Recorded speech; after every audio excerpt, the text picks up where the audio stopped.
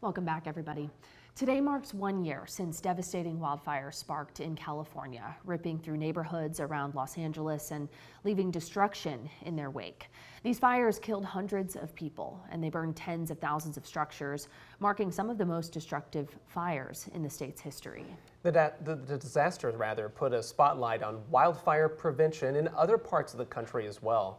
According to one analysis released just last year, the Austin area ranked as the 5th highest metro in the country for homes at a heightened risk level. And with our recent dry conditions out there, we wanted to check in with Ausitn Energy about its work to help keep and prevent fires from sparking here in our area. So joining us this afternoon from the utility is Matt Mitchell. Matt, welcome to our show and thank you for being with us. Always great to be with you. So let's start off with talking about explaining what the role Ausitn Energy has in preventing wildfires. Sure. So Ausitn Energy's role is integral as far as the delivery of power and doing it safely. And safety is always our top priority, both for our field crews and also especially for our community as well. So when we think about wildfire mitigation and prevention from a utility standpoint, it's how can we be proactive when we know that those conditions may be upon us, where we have red flag days or those kinds of situations where we're at a heightened fire risk. And when that happens, that's a utility-wide exercise. We're all very aware of that. We implement safety protocols, including our enhanced power line safety settings, which guard against automatic re-energizing of circuits so that our line crews can go down those circuits, make sure that those faults are taken care of, and make sure that we are doing everything we can before we re-energize that line to make sure that sparks don't happen if it faults again.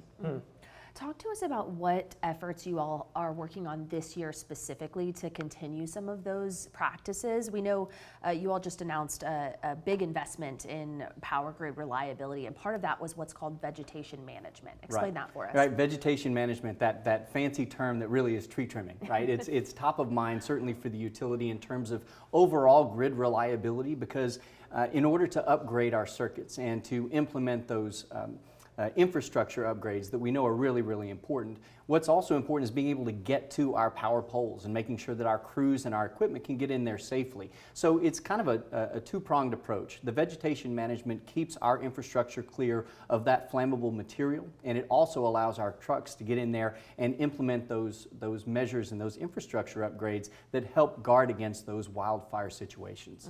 Now, we started our conversation highlighting the grim anniversary of today, marking a year since those destructive wildfires out in California. As you all have watched that disaster unfold, has Ausitn Energy made any specific changes because of what happened out there? Well, I think the wildfires that we have seen, whether they've been sparked by intentional arsonists, which we know happens, or also those external factors, including those power lines that can contribute to that. It's a wake-up call for all of us in the utility and certainly at the city. We need to make sure that we're coordinating as best we can to make sure that this is a multi-department effort to safeguard our community, to do drills, to make sure that we are working proactively to not only protect but to anticipate when that situation will occur. Because as we've seen with climate change, the hotter, drier summers, the hotter, drier winters. I mean, goodness, we may set a record again today, right. Freddie says. So, you know, this isn't going away. This is a situation that we as a utility and we as a collective city need to be aware of and guard against. And that comes right down to our community members individually at home.